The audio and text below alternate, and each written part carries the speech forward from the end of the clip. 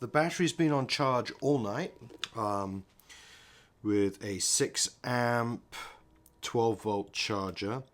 It turns out this is a lithium battery, which is nice and small and lightweight. It's about 2.5 amp hour battery.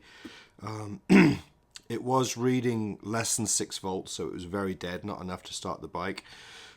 It's been on charge now all night, and I've also hooked up a battery tender to it, so it's getting a low voltage amperage to keep it charged. So the main thing with these batteries is that they want to be putting out, if they're a good battery, probably somewhere between 13 and 14 volts. 13.5 volts is ideal.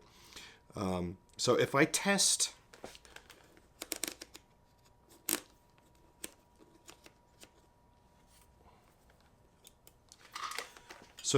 the battery right now with the battery tender on it, it's putting out 16.5 volts. I don't know if you can see that. Oh, I'm losing there we go, 16.54 volts. So that's with the battery tender putting a couple of amps into the battery. Now if I disconnect my trickle charger, what we want to see here is it holding at about 13.5 volts. If it goes down significantly, or you see it dropping, you know the battery's bad. So this has been on charge, like I said, all night. We've got it from 6 volts back up to 14 volts. So this to me tells me the battery's good. There's absolutely no dropping of the voltage without any juice going into it. It's just sitting there and holding at 14.3. So I'm pretty confident this battery is good, and hopefully will be good for at least another year. They typically last about 5 years, these lithium batteries, if they're kept on a tender and looked after. This one's original to the bike, so it's 4 years old, so hopefully I'll get another year out of it. It doesn't leave me stranded somewhere, but no point in changing this out right now because it's holding perfectly at 14 volts. So that's good. Good news. 14 volts on my battery, and that will hopefully be enough to start the bike. Battery's good. We need to drain the fuel because this bike's been sitting for a year, and I have no idea the quality of the fuel, if it's a premium octane, if it's old and gummed up. Hopefully it's not. But drain the fuel, check the oil. I don't even want to start the bike not knowing what sort of oil's in it. So I'm going to drain the oil cold and get as much out as I can. And then fill it up with fresh oil, run the bike, let it warm up, and then drain it again, and then fill it up with fresh oil. That way I'm not going to do any damage to it. I'm going to make sure that the oil doesn't smell burned. You want to stick your nose in the oil filler cap and make sure it doesn't smell burned. And also that it isn't very, very treacly black, or you've got pieces of metal shavings or anything like that in the oil, because that's going to cause damage, or has already caused damage. They take 1,000 milliliters of oil, one bottle, so very easy to drain, very easy to fill up. There's a drain plug on the opposite side, I'll show you. Undo the drain fill cap, pull this out. That smells fresh. It does not smell burned. And it's not particularly black. It's dark, but there's nothing about this that worries me about the condition of the oil. The level of the oil should be obviously halfway between the low and the high. So looking at this, it's at the high point. It's all the way up, so you want to make sure that it's between the bottom of the stick and that point there. Come around here. There we go. Between here and here, it should be right in the middle there. Mine's at the upper level, so it's high, but we'll put the right amount of oil in once we change the oil. Looking at that, I don't know if I need to do a double change. I think I'm just going to try and start the bike with the oil that's in it. then drain it and then flush it because that oil looks good. Now the guy who I bought the bike from said that he looked after it, he'd done some mods to it, changed the carb, ran good oil, did the AirBox mod, which I have further done. I've increased the size of the holes on the top of the AirBox. He's running a uni filter. So the most important thing with these bikes, if you want to tune them up, is just let them breathe. Change the jetting and let them breathe. Give them as much air as possible. And you get the most out of the engine that way. So here's the AirBox mod that's very common on these bikes. It's just basically a bunch of holes drilled in the top of the AirBox to allow more air to get to the filter.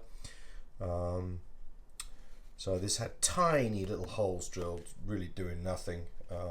So now we've got a lot more holes drilled. Obviously you don't want to do any river crossings on this bike where the water's potentially going to come up and over this point and get in there. But saying that, the holes for the main vent are here anyway, so I don't know. Maybe it'll help, maybe it won't. Other thing I want to do is pull the spark plug and check the condition of the spark plug. So I would remove the cap, get in there with a spark plug remover, take out the plug and have a look at it. Make sure that it's not fouled in any way. And then to drain the fuel tank, we've got the petcock here and the fuel filter here, so we can take that off and drain the fuel that's in the tank and then put some good quality fuel in it and flush everything through. So that's next on the agenda, and then we'll start the bike up and see if she'll start. Just pulled off the spark plug cap, gave that a good clean up. All right, I'm going to clean up inside there.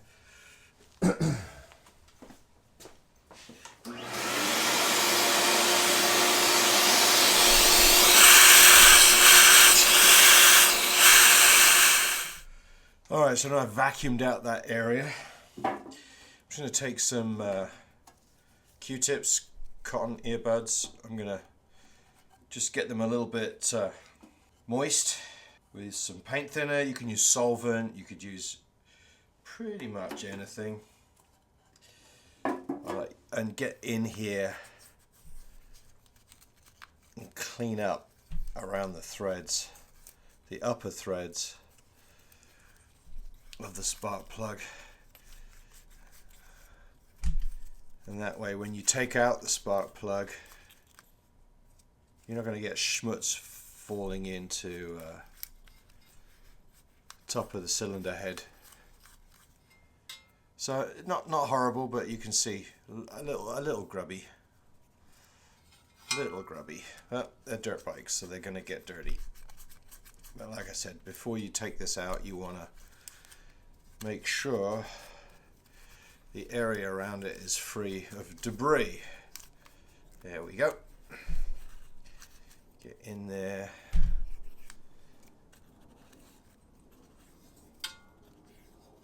Cleaned up. So we'll clean that area up now. So now take your spark plug removal tool or spanner. This is a 16mm 5/8, and loosen up your spark plug. Shouldn't be torqued down too much. There we go. Once it's loose, you can just use your fingers, lefty loosey, counterclockwise, and here she comes.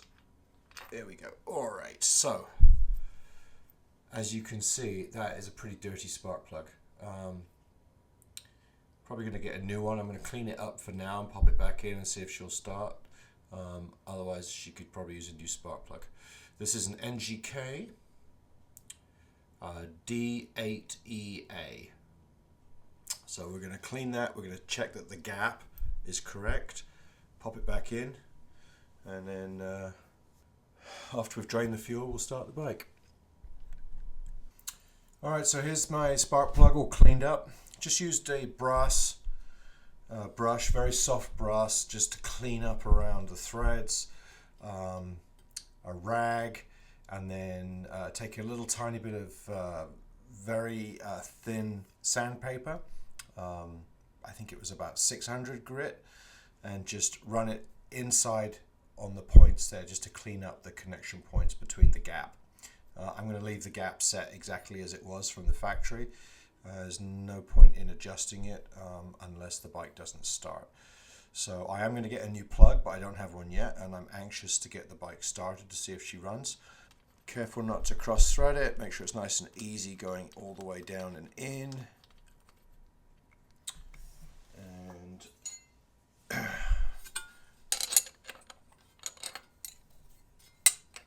give that a little quarter turn.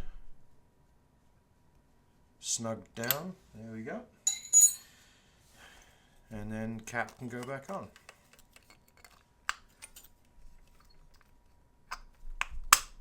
There we go.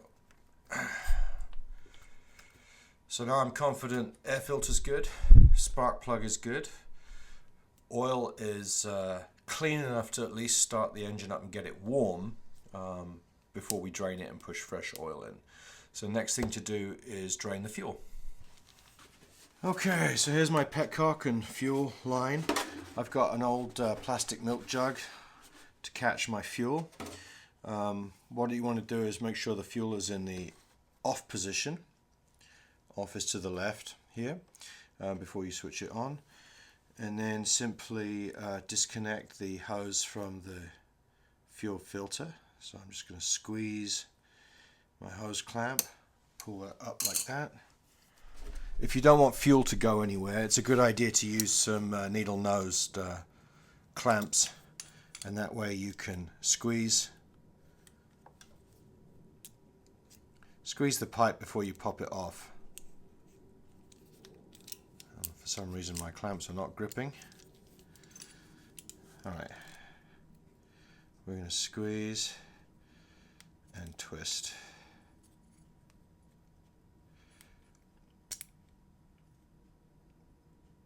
Keep pressure on that.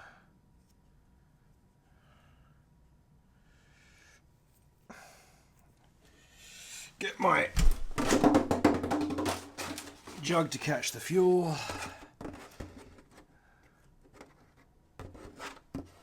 And pop that into there. Good. And now there's actually very little in there. We're going to turn the fuel on into the on position, and there she flows.